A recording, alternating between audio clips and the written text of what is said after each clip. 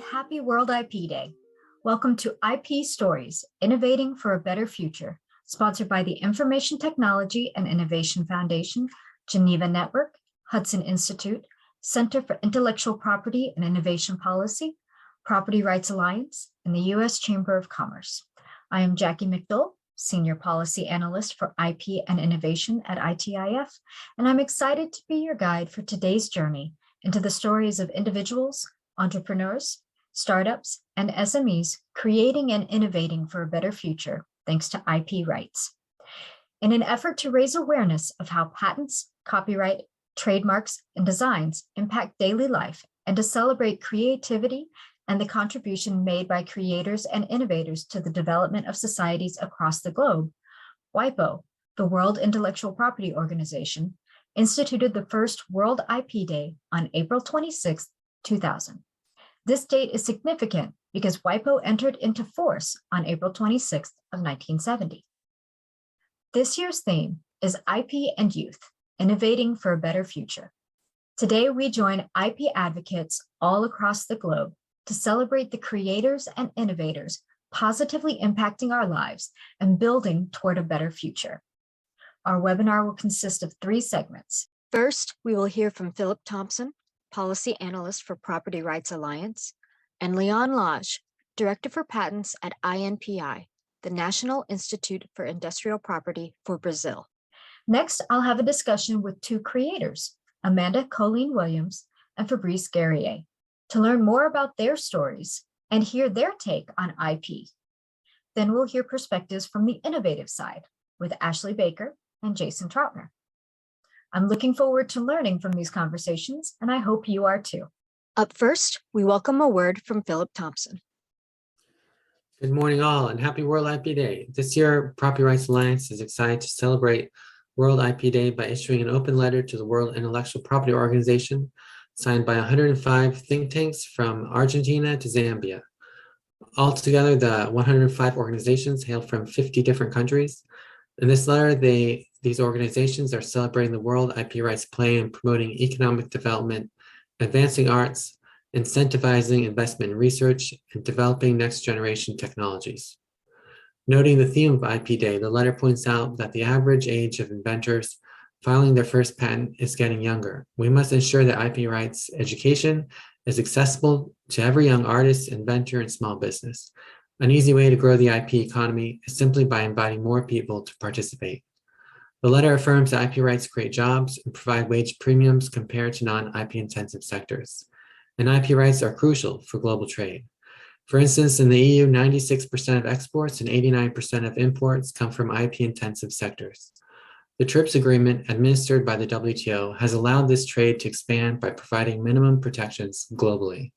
Indeed, in the 2021 International Property Rights Index, we find countries with strong IP protections have lower levels of illicit trade.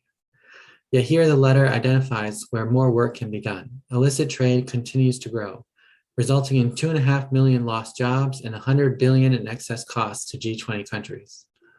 While 60% of young people surveyed in the EU were not concerned if their online purchases were of counterfeit goods.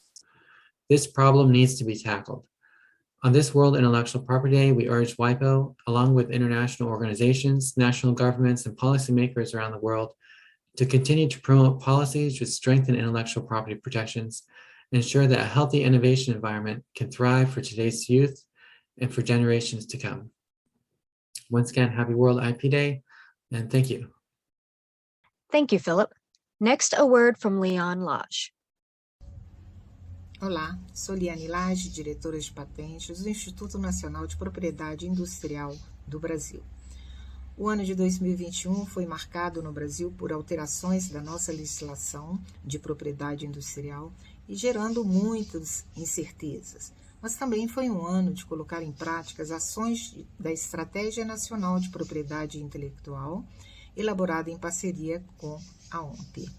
Tanto as alterações legislativas quanto a criação de um grupo interministerial de propriedade intelectual, no qual se insere a Estratégia Nacional, demonstram que estamos trabalhando para o fortalecimento do sistema de propriedade intelectual no Brasil.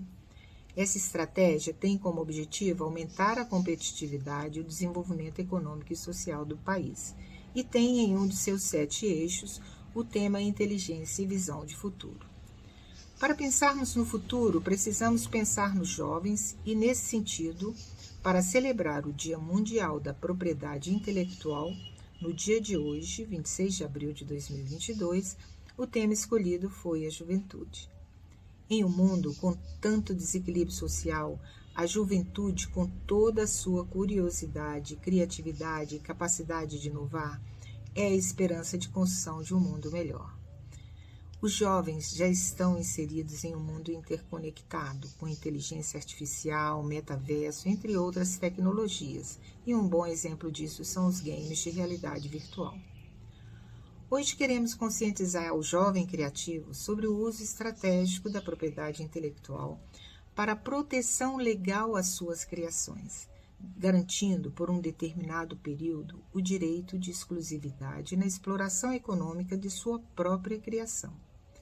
E assim queremos incentivá-los a conhecer os direitos abarcados pela propriedade intelectual para que tenham acesso a algumas das principais ferramentas de que precisam para promover seus objetivos e ambições, tais como a proteção de marcas, patentes, desenhos industriais, programas de computador, entre outros. É uma oportunidade para incentivar os jovens a encontrar soluções para os problemas da sociedade e monetizar suas criações, gerando empregos e impactando positivamente no mundo ao seu redor. Thank you, Leon. Up next, we will hear from the creators, Amanda and Fabrice. Please note, all comments and opinions are those of the speakers and do not necessarily reflect the views of any co-sponsors, governmental entities, or companies associated with this presentation. Well, our first panelist today is Amanda Colleen Williams. And she has written multi-platinum awarded songs with Garth Brooks, performed for 2 US presidents, and traveled the world as an official arts envoy for the United States. Over the past 2 decades, she has worked with thousands in K-12 universities, private and government organizations, including the United States Patent and Trademark Office and US embassies abroad, and has developed a proprietary curriculum using songwriting at the core of educational and team building programs. She is currently based in Tennessee, where she operates her private event space, the 7695, and holds an annual Nashville Songwriting and Music Business Conference presented by Songpreneurs LLC. So Amanda, welcome. It's wonderful to have you here. Thank you so much. It makes me sound so good when you read it all like that. It's an honor to be here, though. Thanks again so much for having me here at this World IP Day event. I'm so happy to be here with all of these other creative people, and we're talking about IP stories, innovating for a better future here at this World IP Day event. And so the keynotes for my presentation today are going to be emphasizing the fact that IP is for everybody, not just big businesses, not just a certain few people. IP is for everybody. And IP helps create a better future for all of us. IP is the engine that drives creative businesses, especially small business, and even micro business, such as myself and most of us that are creating art, whether that's jewelry or whether that's songs like myself. And I'm going to be talking about the music business part of things today because that's my specialty. So this is me. This is my picture of one of my recent albums, and a little background about me. One of the things that Jackie wanted us to focus on today was to tell our story. So I'll just quickly tell you about myself. This was me starting out. I studied piano, started classical piano training at 5 years old, and that's not so uncommon for a lot of creative people to start training really early. So there's a little bit of that on background here. I also had the advantage of growing up with my dad as an example of a hardworking, dedicated professional songwriter. And he's a unique person because his name was Kim Williams, and he was a hit songwriter, but he didn't always have that hit songwriting thing going for him. He grew up in a family, they said, you know, get a real job and you write songs for fun. Well, my dad tried that in 1974, he was burned on 60% of his body in an electrical fire, and they called him disabled. And he then went on to Social Security and Disability for our family support at that time. And what was great about my dad was that he was able to use his creativity, and he went on and signed with Sony Music, which was Tree Music Publishing at that time. And then he met a young man named Garth Brooks, who was coming out about that time, and they started collaborating every Monday and wrote, over the course of my dad's career, most of the #1 songs were with Garth Brooks, such as Ain't Going Down Till the Sun Comes Up, etc. She's Gonna Make It. And so that was a really neat thing to look up to, because my dad took the fruits of his creative mind and was able to continue not only to support our family, but he was able to take our family off the government dole and become a top earning professional within his field. And I saw that through the eyes of a child who just adored my father. I never had any doubt in his ability to succeed, because he had that determination, that willpower, and that drive to do whatever it took for him to make a living at that, to support our family, and also to achieve his vision as an artist. So after I saw that example, I decided I wanted to pursue that pretty heavily myself. Went on to Berklee College of Music, got my Bachelor of Music and magna cum laude degree in Music Business and Management. And I had to show this slide. That's David Bowie, who was handing me my diploma there at the commencement that year, 1999, which was a pivotal year in the music industry. And those of you that are familiar with our industry know a lot happened in 1999. So after many years of study, I went on. I've continued to follow in my dad's footsteps, first signing as a published writer with Sony and some of the other publishing houses here in Nashville, and still maintain catalogs with, dozens of the top companies here.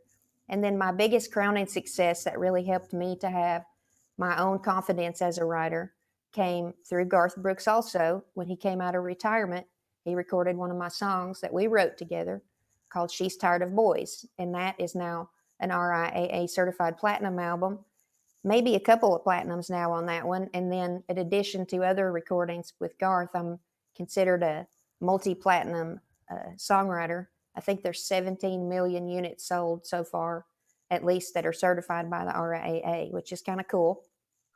And so learning all this stuff and having all of these things come together, I was able to start working and teaching folks, kids, but also adults, and pretty much anybody that would sit still to listen, about the importance of intellectual property and also creative self-expression. That's what it's all about at the end of the day.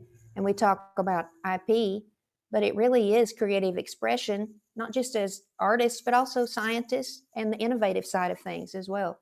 So we started this pilot program called Arts Envoy IPR back in 2018 with the help of the Bureau of Educational and Cultural Affairs in the United States Department of State, combining the Cultural Affairs Office with the Office of Intellectual Property Enforcement. So that was kind of a neat program to start. And then we continue that to this day as a specialist there in the Arts Envoy program. So here's some highlights of the first trip that we took over to Romania with the Romanian students. Here's a young man up in the corner here. Those of you looking at the slides, it's from Jamaica, and an Asian student that was just so creative and a beautiful moment there shared with the students. Here's some of the folks from Jamaica, and I got to give a shout out to the Jamaican Intellectual Property Office folks, especially Lily Claire Bellamy here, who taught me so much about intellectual property, especially the geographical indication side of things.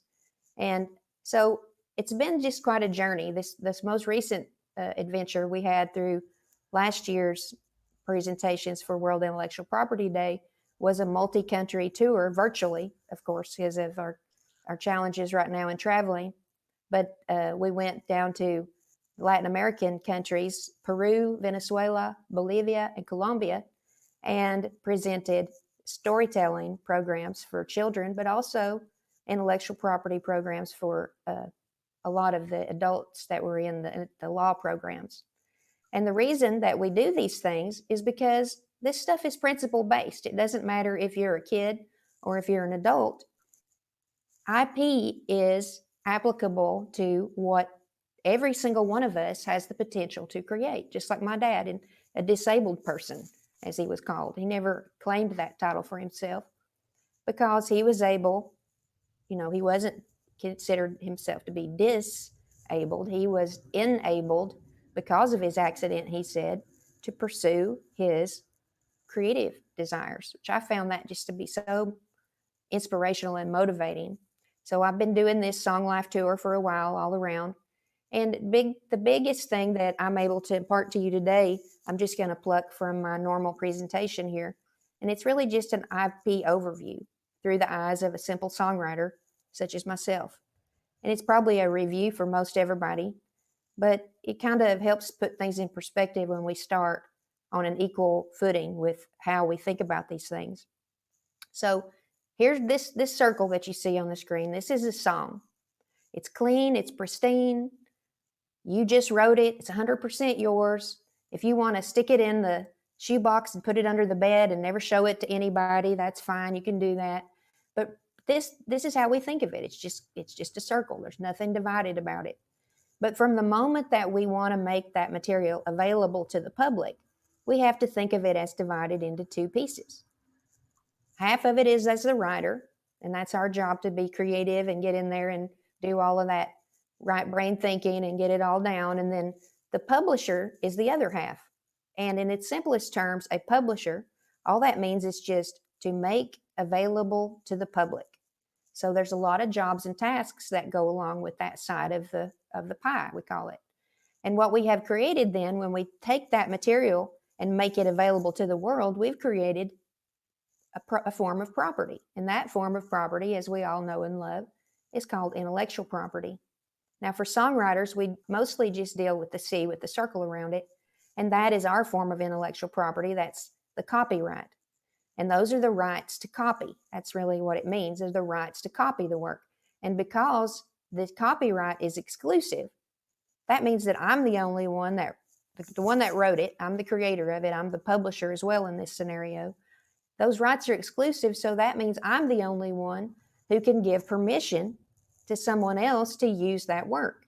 And there is the essence of that engine that we're talking about with intellectual property, being the monetization for a creative business. You've got your rights to copy. You've got your licensing process, which is really just giving someone permission in writing. And then that royalty, that's the important piece, that in exchange for giving someone permission to do something with our material, well, then that royalty comes back to support the creators of that property. So we see in songwriting that we're looking at copyrights really just a bundle of rights. And those rights are everything to record and distribute that song, to stream it digitally, to print sheet music, to make a derivative work, to synchronize it with moving visual images, to publicly perform the song. And then there's probably so many new ways to copy that we haven't even thought of yet. And that's where this innovation piece comes in. Amazing how we can just think of it in this principle-based way, and we don't have to continue to always chase the next technology that's coming along, because we know that if we're abiding by this simple formula, your rights to copy, there's a license, and then there's royalty coming back, well, then we've got something going for us here, because we have a way that the person who's created this material has that system of licensing in place and then can get that royalty, that money in exchange. So in a traditional sense, in music business anyway, when you get a publishing deal, which is the goal for a lot of people, what you're actually doing is you're splitting income that comes in. But the important part that most people don't realize is that in some places, the publisher actually maintains ownership of that copyright. And that's kind of a big deal that sometimes writers don't think about. There's someone else that then owns that property that they've created. Now, in a co-publishing scenario, which is a common other thing in our industry, you've got the writer's side there, and then you've got the writer having part of their publishing, and then the publisher may be a third-party person, like a Sony or a Universal or maybe one of the independents. They own also and share on that ownership piece. And that ownership piece is really that intellectual property in action. And then we have this third type of scenario in the music business called an administration deal. And that's when the writer maintains ownership of their copyright.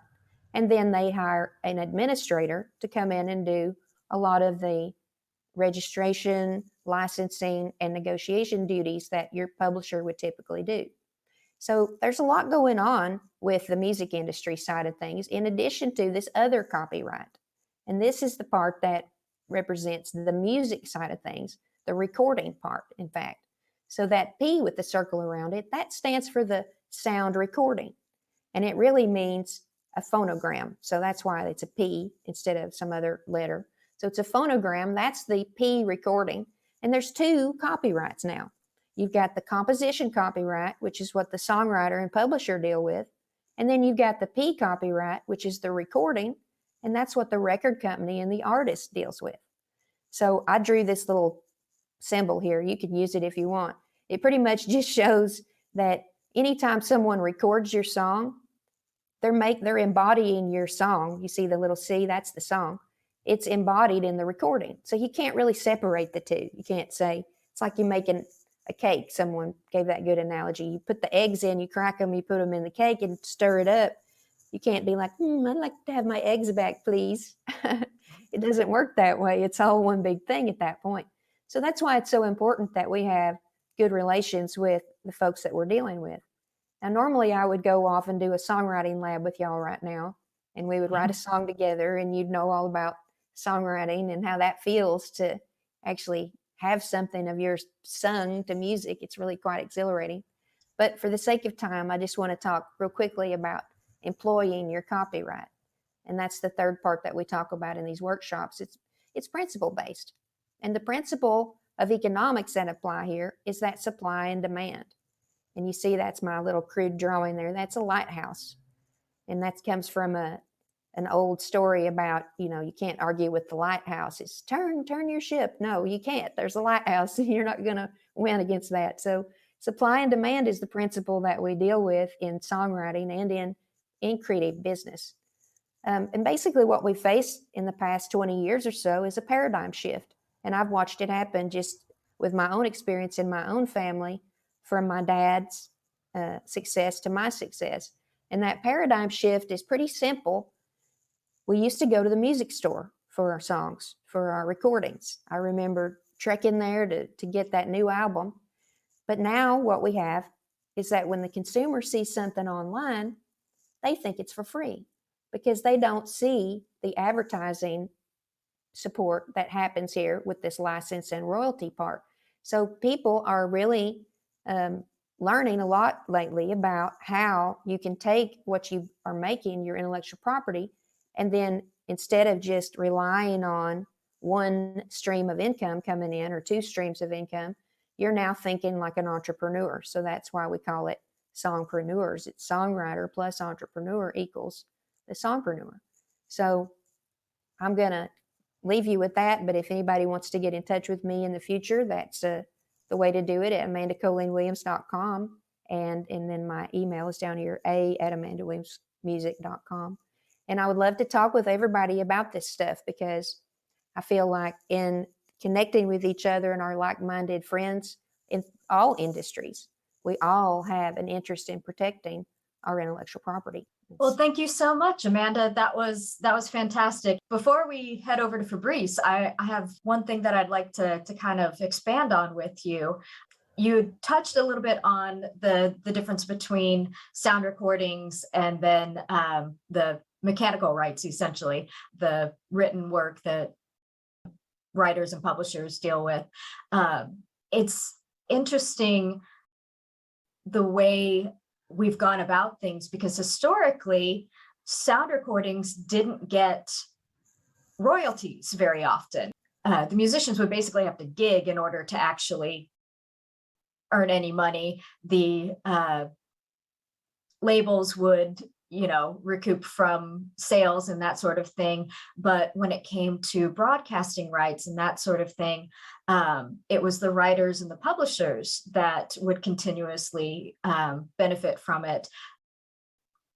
Recently, we've seen a bit of legislation just over the last 10 years expanding those royalty rights to include everything from at-home copying to Right now, there's a piece of legislation that its goal is to get royalty rights for the sound recording when it's played on AM/FM bands and that sort of thing. So what do you think of this natural progression? I just, one comment only I'll make about the format issues. The difference between the income for me as a songwriter that comes from a songwriter now that's just mostly relying on one format as opposed to a physical format that was in the past. The difference is I just got a payout for 5 million units streaming. It was $84. That's for 100% of the composition as the songwriter and the publisher. Now you compare that to the 9.1 cents that would be paid if that were all physical units, and that would be $455,000. So it's a big deal. It's not comparing apples to apples, of course. I just told you it was two different formats. And from both sides, I've got hit songwriter friends that withhold material from the marketplace because they know that it's not going to do anything for them at this time. That to me is the real tragedy, as well as the tragedy of a person who's 78 years old or whatever that had huge hits back in the day that for whatever reason now doesn't have anything. And you said about the musicians, that's a huge problem too, because many of the cliche, the soundtrack of our lives, somebody played that. Somebody with hands and somebody with a voice and a family. So, we got to do better. And we got to do better together. That is actually a perfect transition to Fabrice at this point. Amanda, thank you so much. We will come back to you shortly. Thank you. Fabrice Guerrier is a Haitian-American science fiction and fantasy writer, entrepreneur, musician, and actor. He founded the sci-fi and fantasy production company for writers and creatives, Syllable. As the founder of Syllable Studios, Fabrice helps writers hack their fullest creative potential through collaboration and crowdsourcing. His vision is to build a vibrant collection of diverse writers and creators creating together within unique fictional universes, publishing the best original work that emerges from the collective through small, independent presses and other mediums. So Fabrice, thank you so much for joining us today. Welcome, and I look forward to hearing what you have to say and sharing your story. Yeah, absolutely. This has been quite a delight to hear Amanda speak on really pivotal and important issues around IP. And I'm here specifically to talk about Syllable Studios and share my story. So I feel like, I grew up in Port-au-Prince, Haiti, and I moved in 2004 as a result of many different conflicts that happened there, and to Florida with my family. And I think a lot of my vision growing up in the US as a Black immigrant was really asking the tough questions around why is the world the way it is today? And why do I feel this way? And most importantly, what is my agency in being able to affect that change? And I felt like a lot of my traditional pathways have been challenged in many ways, because I think we're living in a time where we have so much of the world is changing. Like I think Amanda just spoke on the royalty of the physical disc to digital disc and how that impacts the creative economy. I think in terms of the way that our world is shifting, it is going in a direction where there's a lot of uncertainty and there's a lot of borders and boundaries that are being disintegrated in terms of the digital economy, old industries and new industries. And we also have a lot of like titanic crises that are facing our planet, whether it's climate change or the rising inequality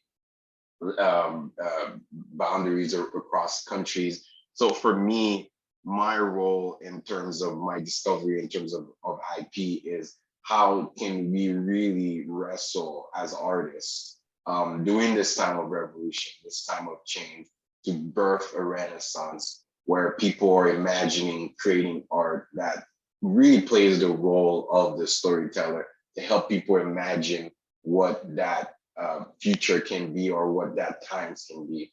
I strongly hold artists in whatever medium to a high regard, because I think as a society, we have such an important role to play in terms of that, of being the anchor of that time, pushing pop culture, pushing our culture to see things that the past maybe did not see.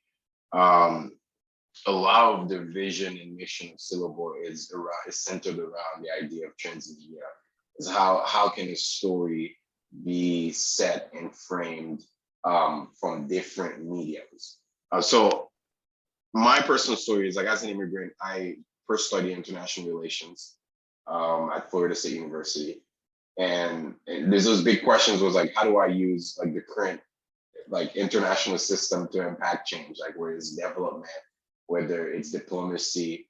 And I think when I moved to DC in 2016, I really came face to face with like an inner crisis where I was really asking these tough questions. And I felt like the current model in terms of how the levers of change were designed were, it felt like it wasn't reactive enough, or it wasn't proactive enough, innovative enough to address some of these crises. And I had done a fellowship with PEN America in 2016, and I went to Haiti. And for 6 months, and I was on the top of the mountain, and I was working with Haitian writers, journalists, and young kids. And it was really there where I wrote 2 novels. And I had the time to really think and like write and process. So when I came back to when I came back to the US, I had a lot of energy in terms of like, what do I do with this book? And it felt, this entire process was such a lonely experience as an artist writing, like, because you wake up today in the world, you want to be a writer, you have to do it by yourself. That is the classical paradigm that is thriving today. And the original sort of method was, how do we connect a writer to an editor? But essentially, upon asking my network, sending out a survey, really thinking through around how could we offer this as a service, a lot of the surveys and research came out where the same pain points that I was facing, as like writing by yourself is lonely, or writing by yourself is you're not accountable to other people, or even like people not understanding the industry and the publishers. I think Amanda hit it right in the nail when she spoke around like the royalty shares in the publisher. I think you can apply this absolutely the same to the literary publishing industry, whether it's sci-fi or traditionally nonfiction. It's the same dynamic. And there's less shares going more and more to the creatives. So essentially, I gathered 3 writers in my living room in DC on a Sunday morning, got them coffee and tea. And the whole idea was really, how can they write a short story together? Because I was asking, like, why isn't collaborative writing something that is popular? It happens in Hollywood, but why is there such a classical paradigm? And I think in the long run, it does hurt the writers who want to tell their stories and might not know how to do them. So within 2 weeks, those 3 writers wrote a short story. And I was amazed by what I saw. There was magic, there was storytelling, there was philosophy, there was history, there's theater, and the construction of a world. And I repeated the process 6 more times with different writers, online and in person. And took the first 3 stories, edited them, and put them on Amazon as a proof of concept. And there was born Syllable. And a lot of the way that we've evolved so far is we've leaned more into the world building aspect, and how can we use a world, an IP, to really bring a collective of artists across mediums to like start to create. Because I think big brands and franchise development is like I think a lot of the media executives of today are asking, how do we make IP long lasting?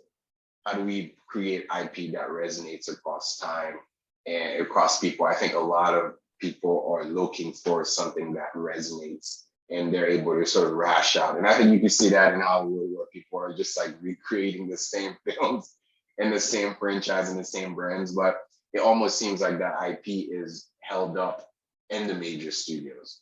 So as a small production studio, we are thinking in terms of how can writers and creators come together to create a fictional world from the bottom up.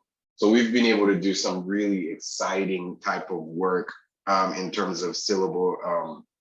We've had a collaboration with the State Department, the Innovation Station, where we brought writers from Alaska, Puerto Rico, Hawaii, and New Zealand, and they've been writing in a world called Earth 2060, and really imagining what the world could be like, and according to some of these, like the SDGs and the problems that our society is facing today.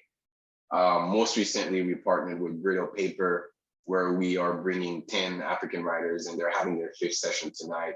And they've created such a wonderful fantasy world where we hope that it can be a sandbox for future African writers to like write and just sort of imagine like Black Panther, but now people have the power to be able to create within the Black Panther world and actually create canon and be able to create derivative IP from that world. We've also brought in multiple Caribbean authors, and they created the world, the Caribbean Sky Islands, which our stories was published in Moco magazine. So I think this stage moving to LA has been really, how do we make the work that some of the writers and creators are doing more relevant to the industry, and tie some of the film and cinema and music and multimedia to some of the worlds that are happening. I think to really speak on this vision of imagining the future, I feel like the work of Syllable, we are really creating a space where people can rediscover science fiction and fantasy. And a lot of the innovations of the past and a lot of the imagination of people was constructed based on the mythologies of past stories and the past art. So in this digital era, we have a very extremely ambitious vision, and it's how do we create the next mythology, the next franchises that are gonna be able to impact people, the younger generation, the new generation, to be able to see in new eyes possibilities. And I think this era is an era where we have to empower artists and creators to have agency in their own hands. So I really like what Amanda said as well. It's like when she's sitting in a workshop and someone's writing a song, and you actually tell them that this, like, you created this and you have rights over this. I think there is a level of agency that the world can take away. And I think that agency flows into citizenship, active citizenship. It flows into community building. It flows into a sort of collective change of empowerment, because I feel in our times that we're living, artists have gotten the cut of like that pie. I think artists have gotten that less over the last 20 years.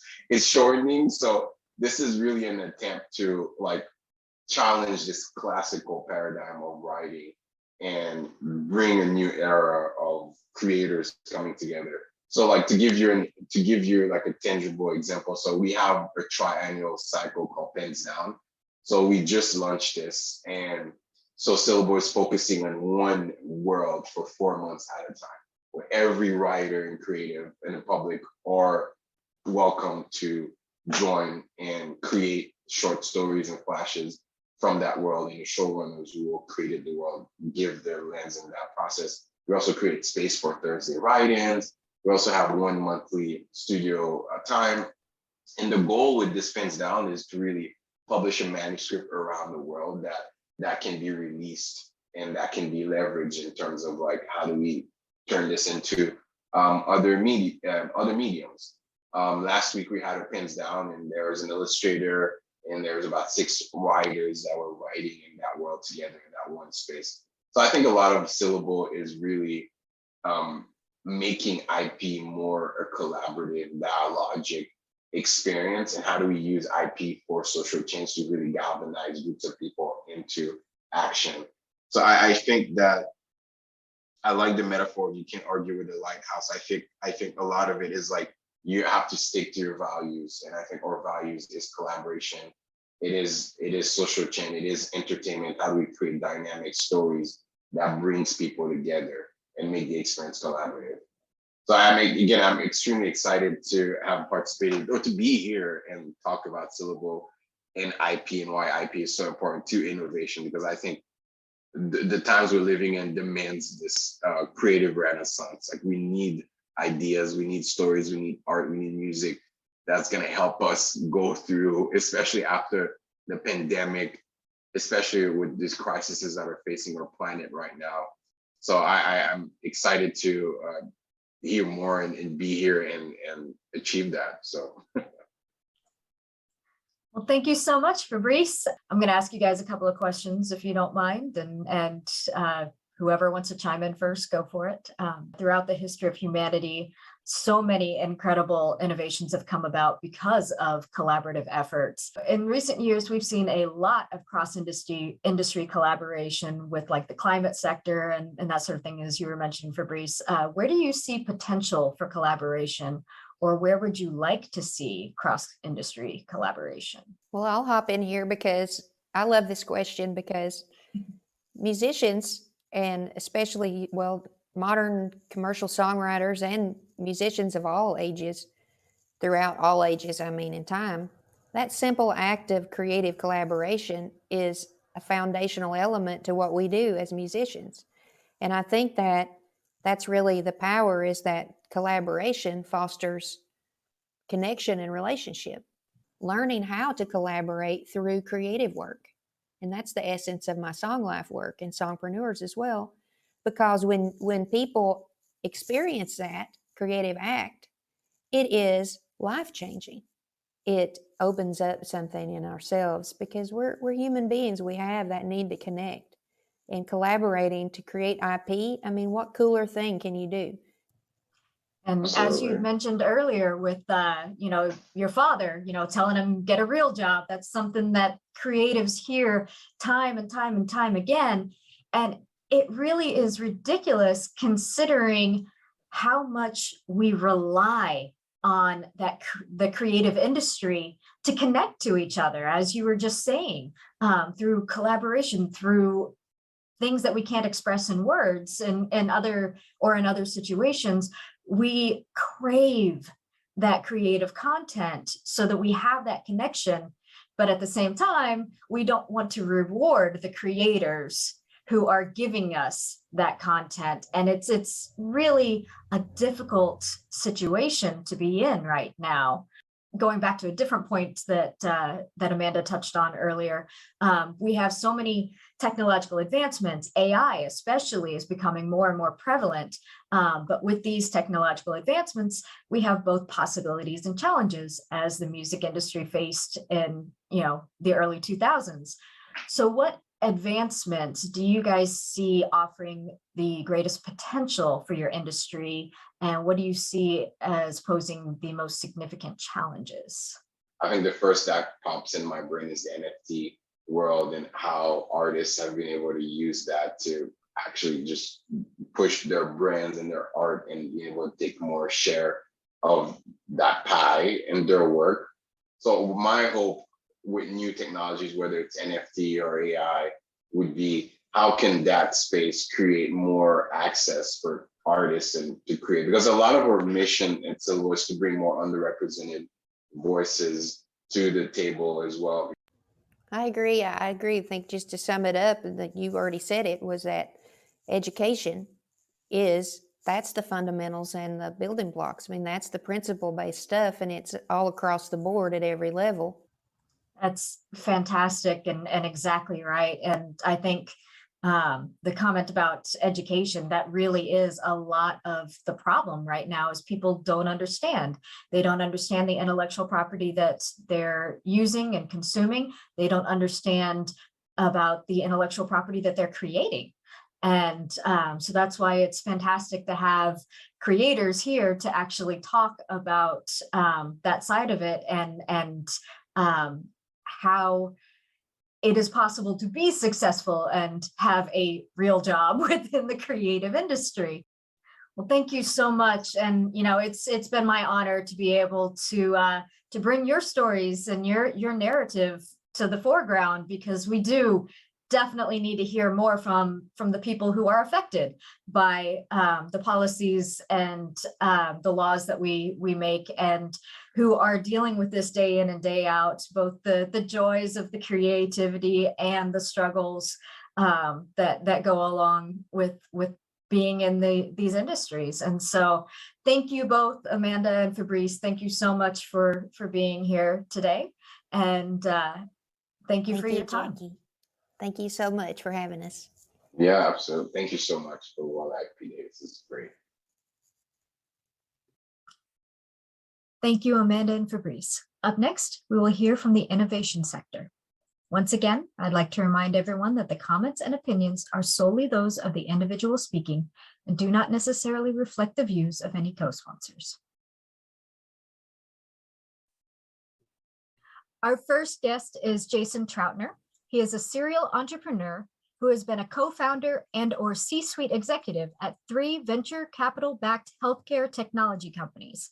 He has worn most of the startup hats at some point, first as the founding CTO of his first startup, Cast21, then as the hired COO of Legit.ai until their acquisition by Clora, and now as the CTO of MIT spinout Teal Bio. Jason holds an MS in mechanical engineering from MIT, an MBA from the MIT Sloan School of Management, and a BS in mechanical engineering from the University of Illinois at Urbana-Champaign. Welcome, Jason, and I look forward to hearing what you have to say. Thank you, Jackie, and thank you to all the other panelists who've joined today. Very excited to have these discussions about IP on World IP Day. As Jackie said, I'm a serial entrepreneur and inventor, mostly in the medical device space. My first company, Cast21, is a company that makes advanced waterproof orthopedic casts and braces. And my current company is MIT spinout called Teal Bio that makes advanced reusable N95 respirators based on technology that was developed at the Langer and Traverso labs at MIT.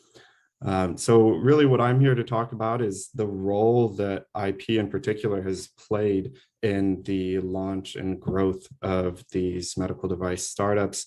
There's certainly a lot of horror stories that are easy to find, and in particular in the biomedical space, about how IP has been abused to hurt the public, to hurt patients. And it's a story worth telling, but another story also worth telling is that about how IP has played a pivotal role in bridging from a lab technology to something actually in the hands of patients. And so I provide my story, not necessarily to discourage any well-intended reform, but to make sure that anything policymakers do choose to do doesn't accidentally throw out the baby with the bathwater. So the way that I like to describe this is looking at the path that it really takes to go from an innovation that might be from an individual inventor, might be from an academic laboratory or academic hospital. I've personally been involved in a little bit of both. We're at Cast21. We were starting with an invention that came sort of organically through work that my co-founder and I were working on, and decided, hey, let's try to find the path to take this to patients. And then more recently at Teal Bio, starting with work that was originally conducted in an academic laboratory and asking the same question: how can we make this innovation available to the patients? Now, there's a lot that has to happen obviously to go from point A to point B, and it's quite an expensive process. The path that I've taken every time, and the path that I think has proven often to be the most successful, specifically in biomedical technologies, is the path of spinning out a company or starting a startup company with the goal of launching this product. And in that process, there's really the first step before you can get anywhere with that is often to raise venture capital. This is not an iPhone app where you might be able to drink a few Red Bulls and stay up all night and have something ready for your customers the next morning. It's often quite an expensive process. And so we find ourselves raising money from venture capitalists who can accept the level of risk that it takes as we think about technological risk, marketing risk, regulatory risk to get from point A to point B. But in order to raise that money, we have to also be able to demonstrate a viable path to a return on that VC's investment. In the medical device space in particular, it's typically through acquisition. In biotech, it may be a mix of acquisition or public offering. But either way, in order to show that viable path, we need to think with the end in mind, think about what does that acquisition look like? Who's buying, like what are they really buying when they're going about buying a startup?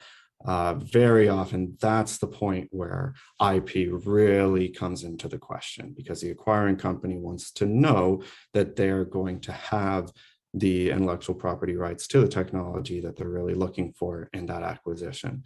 And so consequently, even though that's really what we often think of as the end of the line as entrepreneurs, we start thinking about that from day one, because we have to demonstrate that to our venture capitalists.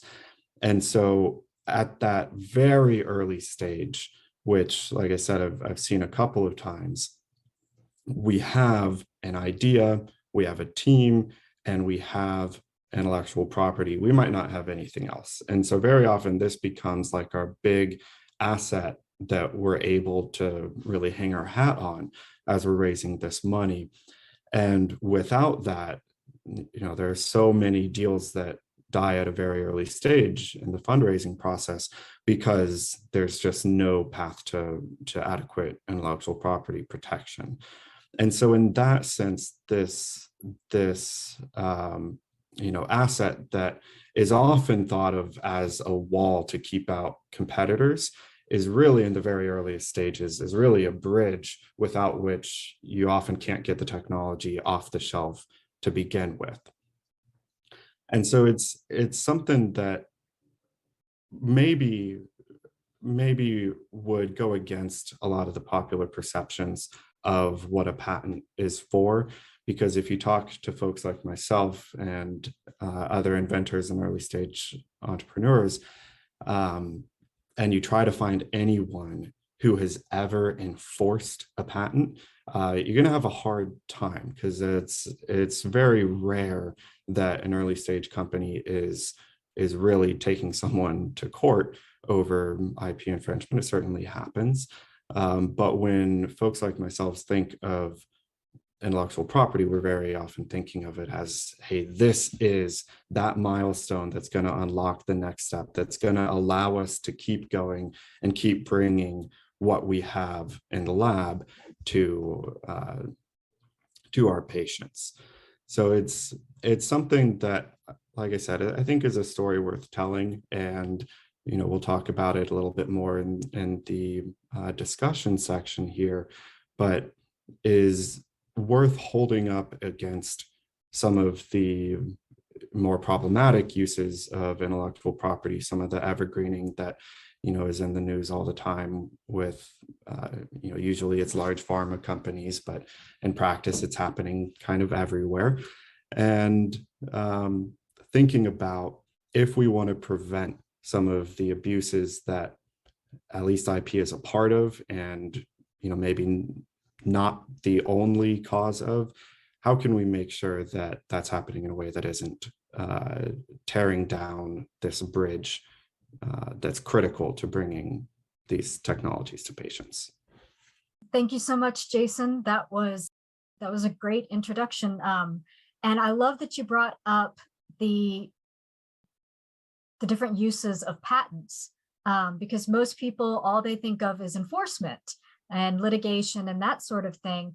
But when it comes to intellectual property, there's so much more to it, with licensing, with raising capital. And that's the aspect that so many SMEs and startups and entrepreneurs and things like that. That's what they rely on the most. It's not so much enforcement. It is all of the other opportunities that come with that. And so I greatly appreciate you highlighting that as well. You did mention one thing that I'd like to kind of dig into a little deeper. You were talking about acquisition, and in the biospace, especially with startups, acquisition is fairly common, correct? Do you have any idea in terms of, not necessarily a percentage or anything like that, but any idea how many biotech startups end up acquired versus being able and continuing just entirely on their own? Yeah, absolutely. I'll say it sort of diverges a little bit between what we'd call medical device and true biotech. In medical device, well, really in either one of them, as soon as you take venture capital, you're making a commitment to return that capital at some point. Otherwise, the investors wouldn't be putting the money in to begin with. And the two most common paths for that are through acquisition and IPO. There are other ways with private equity and all sorts of complicated, business stuff that, some banker is going to find another way to get that return. But typically it's acquisition or an IPO. In medical devices, it's very rare for IPO to be the path. It's almost always acquisition. In biotech, it's a little more common that you can IPO, but then even when that happens, very often the company will go public and then later be acquired. So acquisition is always in either the back or the front of an entrepreneur's mind in the biotech and medical device space. At that point, really the role of IP is it's one of the most tangible measures of value that you can have as a company. It's typically some combination of your team, your intellectual property, and any actual business that you're doing, any actual revenue. A lot of medical device and biotech companies will get acquired even before they have any substantial revenue, at which point the IP has an even stronger role to play as that key asset that the acquiring company is purchasing in addition to the team. Great, thank you so much. All right, now we are going to shift over to our other panelist of the day, which is Ashley Baker, who is the Director of Public Policy at the Committee for Justice. Her focus areas include the Supreme Court, regulatory policy, antitrust, and judicial nominations. Her writing has appeared in Fox News, USA Today, the Boston Globe, The Hill, Real Clear Politics, The American Spectator, and elsewhere.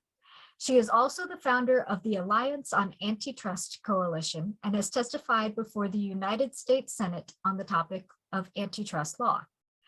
Baker is an active member of the Federalist Society, where she serves as a member of the Regulatory Transparency Project's Antitrust and Consumer Protection and Cyber and Privacy Working Groups. As a member of the Republican National Lawyers Association, she has served as a speaker on the Supreme Court and the federal judiciary. As an expert on the judicial nomination process, Baker worked closely on the efforts to confirm Justices Neil Gorsuch, Brett Kavanaugh, and Amy Coney Barrett. So Ashley, thank you so much for joining us, and I look forward to hearing from you. Thank you, Jackie. Thank you for inviting me. It's really great to be here today at an event sponsored by ITIF. I've followed the work you guys have done for a long time now, and ITIF does great work, and so do the co-panelists. It's great to be here with Jason and our other co-panelists today who bring in a lot of different perspectives, particularly those who deal day-to-day more hands-on than I do in intellectual property. So I focus on the courts, the Constitution, and technology, and where all of those things kind of intersect. And particularly right now, that's a lot of antitrust and competition, and also intellectual property, and kind of that nexus, which is kind of there's a lot going on there right now. It is exciting times to work on these two issues. There's really a lot going on in both antitrust and intellectual property. And before getting back to some of the great points that Jason hit on regarding patentability and also mergers and startups, which I think are really important to focus on, I wanted to say a few things about the World Intellectual Properties 2022 theme, which focuses on IP and youth and innovating for a better future. So starting on a slightly more positive note first, I thought I'd give an example of youth using our patent system to innovate for a better future. And there are so many of them. But one that I thought of that I think is most applicable or kind of came to mind today would be Philo Farnsworth, who invented the moving motion pictures, or essentially the television. So when he was a 14-year-old, he was plowing fields in Idaho, and this isn't a large company that invented a TV. It's not a corporation. It's a 14-year-old in the Midwest who's plowing fields and thinks to himself, why can't you collect the images of the rows of the field being plowed and convert that conceptually kind of into neurons, and eventually that became moving picture television. He actually was able to see the moon landing, which is when he said, this is what has made it all worthwhile. It's really an incredible story. He had 300 patents by the time he died, US and foreign, 300 patents. And really, so a lot of that is becoming more and more difficult to acquire, though. And as Farnsworth said at the time, he did what he did when asked, before he died, why did you do it? This seemed like such, an abstract idea. No one was really thinking of this at the time. And he said, I did it because I did not know it was impossible. And now these concepts are being harder and harder to translate into our intellectual property system, particularly when applying for patents and patentability issues more generally today. So as noted by the Supreme Court, Congress stated that its intent that patentable subject matter included anything under the sun that is made by man in the legislative history of the 1952 Patent Act. And recently, though, it's become not everything under the sun made by man, not really at all, especially after the Supreme Court's decision in Alice, which makes it harder to patent, particularly software, because of some of the requirements set forth in that precedent and the direction that the Supreme Court has moved in a series of decisions over the past 2 or 3 decades now. And I think our biggest challenges today, though, facing us regarding our intellectual property system is patentability, as I just mentioned, of software in the post-Alice framework. And also the IP antitrust nexus and the implications of what proposals are being put out related to that, how legislators and also advocates are starting to talk about the relationship between intellectual property and antitrust, which actually share a common goal. So there's increasingly this movement against IP within the broader debate regarding antitrust. To explain it a bit, essentially the argument is that these IP rights or enforcing intellectual property rights is competitive or anti-competitive, or a part of a course of action that establishes anti-competitive conduct. But really, the goal of antitrust and intellectual property is really the same. It's competition, and property rights and intellectual property, particularly patents, are a really great anti-monopoly device, so to speak. They allow some stranger from left field to come in and disrupt an entire industry with a completely new invention, just like in the case that I just cited of Philo Farnsworth and the television. That wasn't, as I said, a corporation, that was an individual, and that created an entire industry. And since patents are property rights, they also establish markets, as with the previous example as well. And those markets are a necessary prerequisite for any sort of commercial activity, and they allow for investment in the creation of a product or service in proportion to its value to society, which kind of leaves us where Jason left off too, how we need a stronger intellectual property system, one that creates certainty and also meaningful enforceability, in order to have that certainty so that inventors can know that they're going to benefit from the fruits of their labors. that they know that there's going to be at least the possibility of some sort of outcome that will make all of their work, their time, and the investment from the VCs worthwhile. So that's kind of where we are today.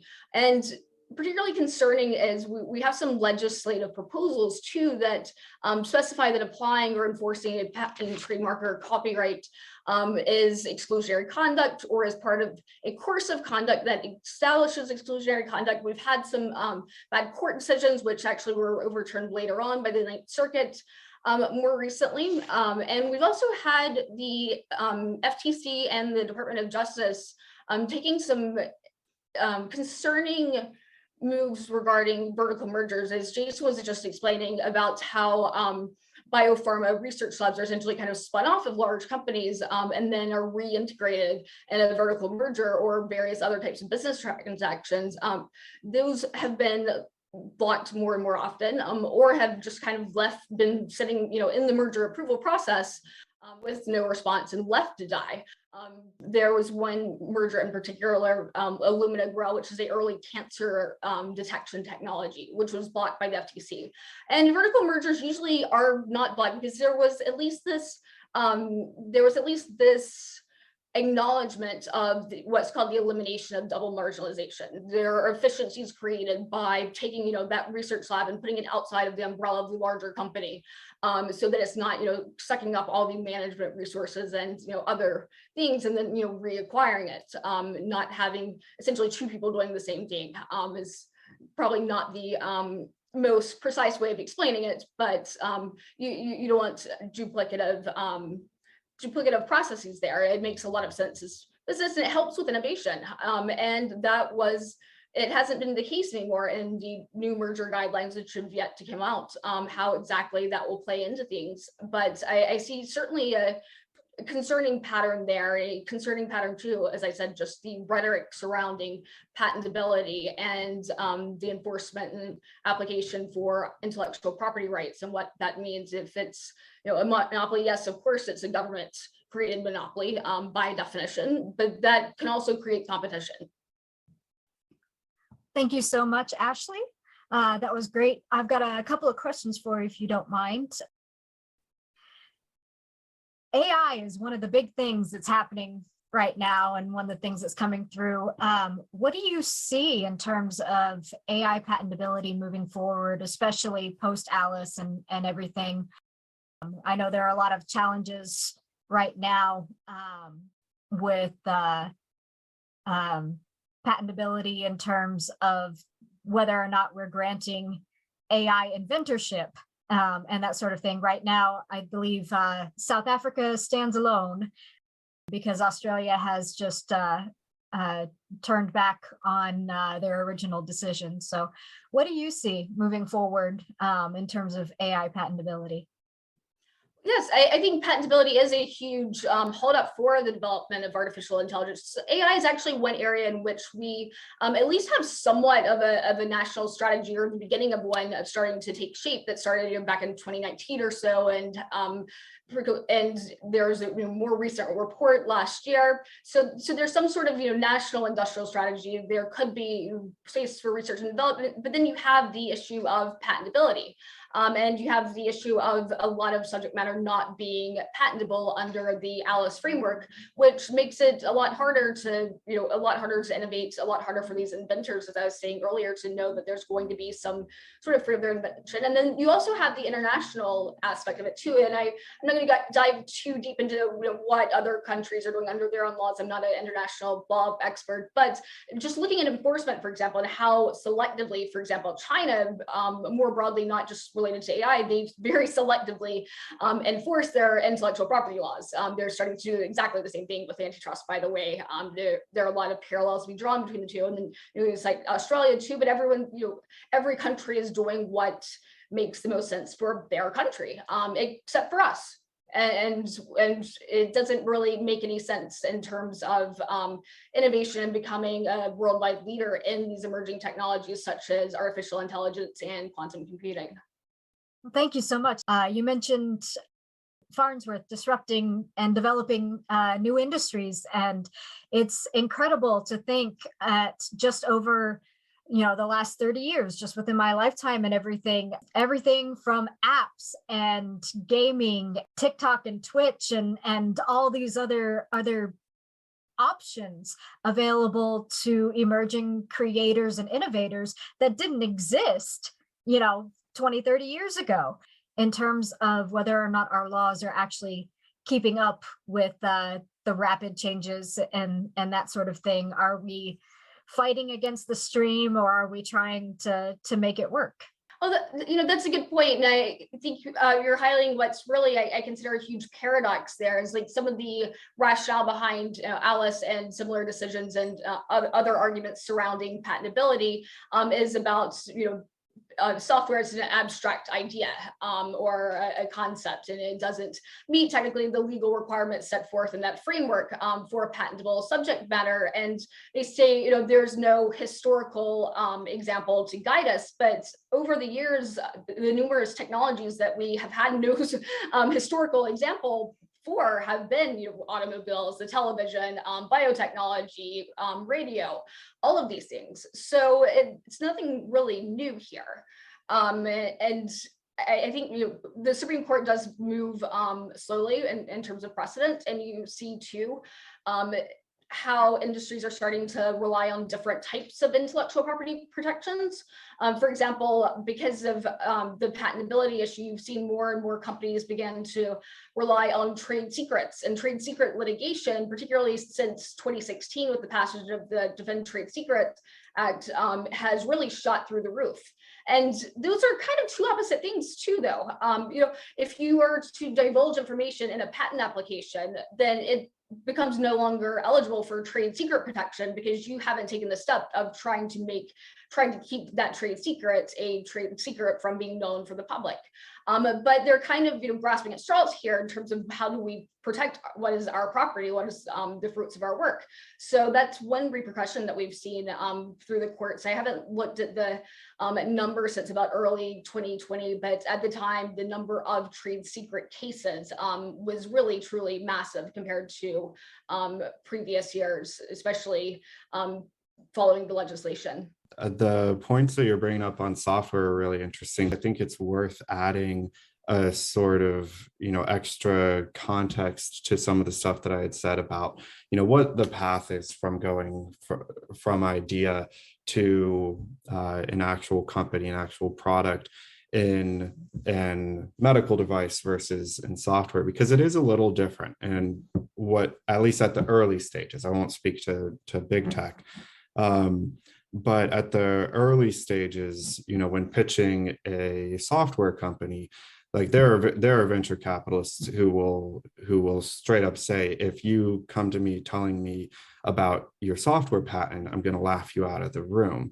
And some of that, I'm sure, is related to what you've talked about. Like they know that it's not going to be, as strong, as enforceable as something like a medical device or pharmaceutical patent.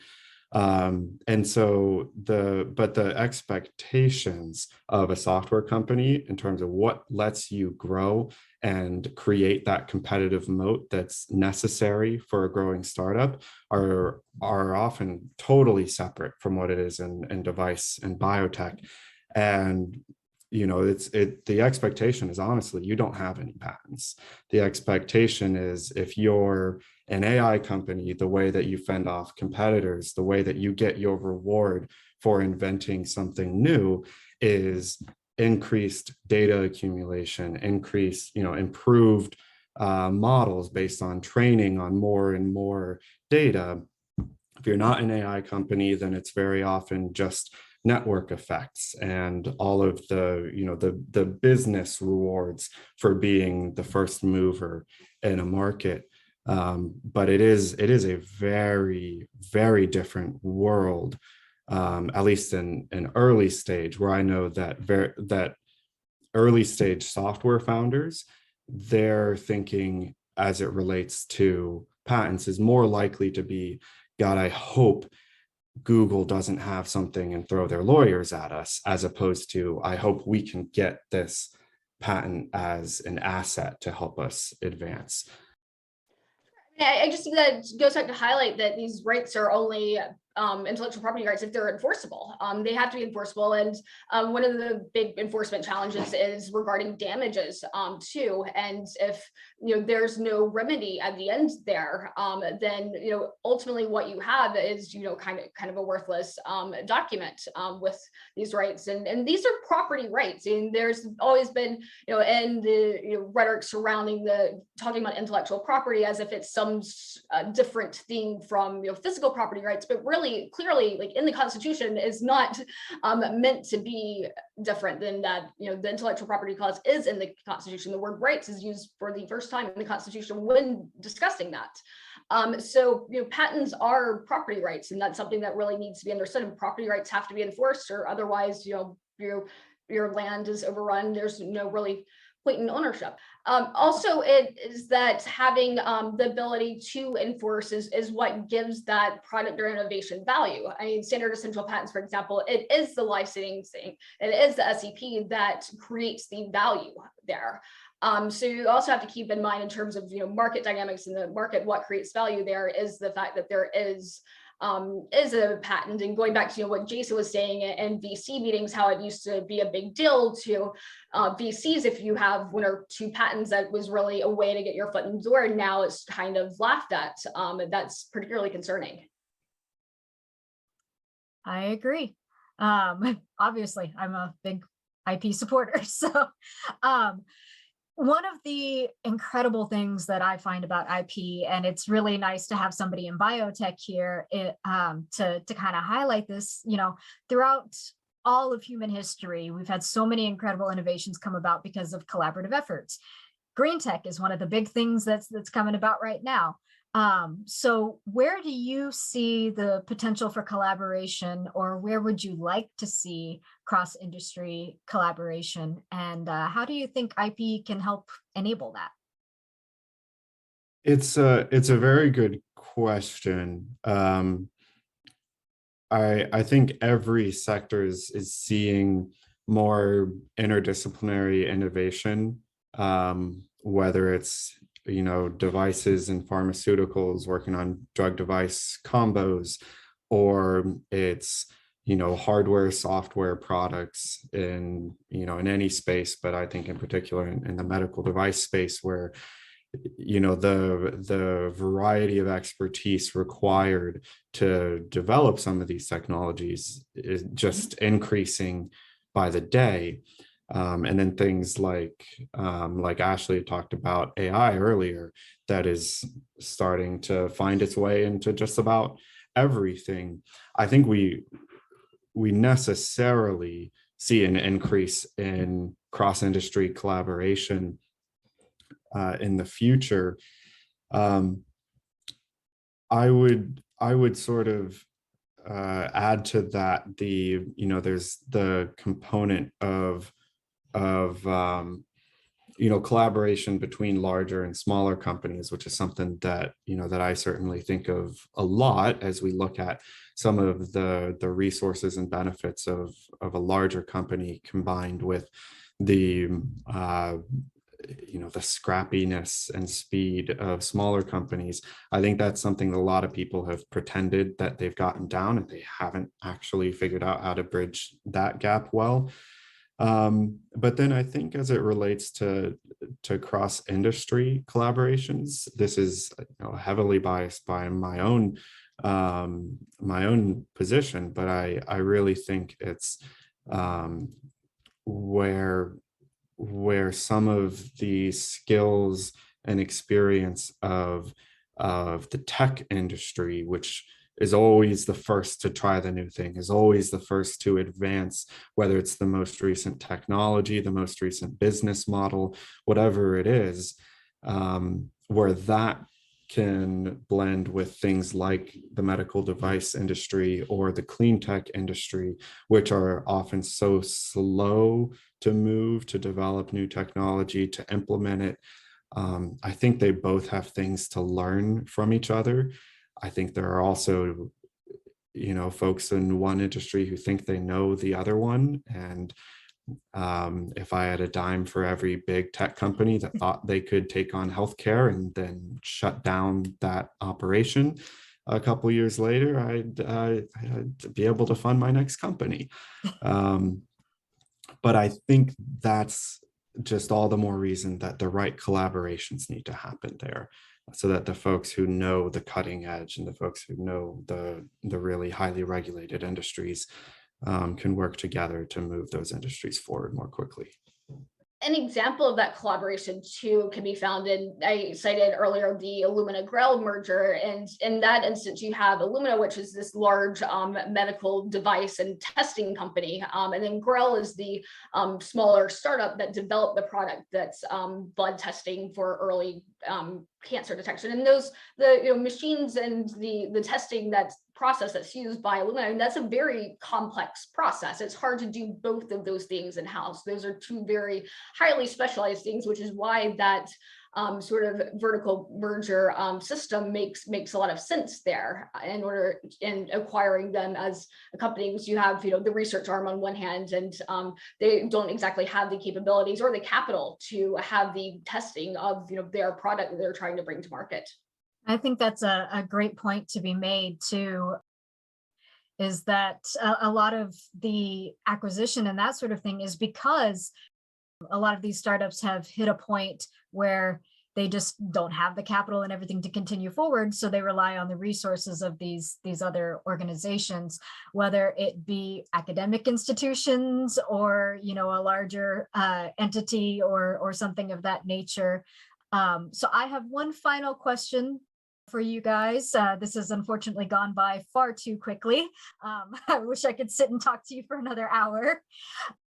But if you had the chance, what would you say to policymakers, whether domestically or internationally, about IP? Would you have any requests or recommendations for them?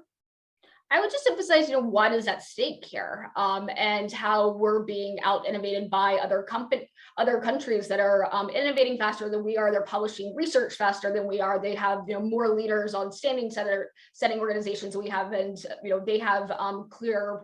Whether they're right or wrong, they're on laws to adapt to the system, and we're falling way behind. And at the same time, have no national research and development strategy, and just what the importance is for us, as a country. We saw recently the chip shortage. I think that's a great example of that, and that's kind of one of the first things, I think, in a series of many things to go wrong because of this.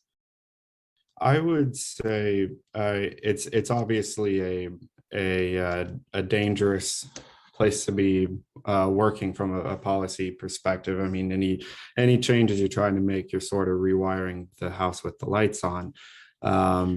And my recommendation would honestly be, certainly keep an eye on the problems that you're trying to solve. I think too often someone will get a system will get villainized without remembering, what villainy they committed, or what the actual outcome is that we're trying to solve. And if we can agree on that first, and then start looking at mechanisms, I'm optimistic. I like to see people working together. Well, thank you so much, and I appreciate that. I've long said, solving the real problem instead of, blaming and pulling at low-hanging fruit is one of the issues that we run into all too often, trying to make overly broad policies and things of that nature rather than actually getting at the heart of the matter. And so I appreciate you reiterating that point very much so. Jason and Ashley, thank you so very much for your time today. I'm so glad that you guys could join us, and have a wonderful World IP Day. Thank you so much, Jackie. Thank you, Jackie. Thanks again, Jason and Ashley. And thank you all very much for joining us today. There's a lot going on in recognition of World IP Day, so I strongly recommend everyone check out the other events, blog posts, open letters, and more being released today and throughout the week, especially those of our co-sponsors. Thanks to our speakers, Philip Thompson, Leon Lodge, Amanda Colleen Williams, Fabrice Guerrier, Jason Troutner, and Ashley Baker for such great discussions and presentations. And a special thanks to our co-sponsors, the Information Technology and Innovation Foundation, Geneva Network, Hudson Institute, Center for Intellectual Property and Innovation Policy, Property Rights Alliance, and the U.S. Chamber of Commerce. Again, thank you and have a great week.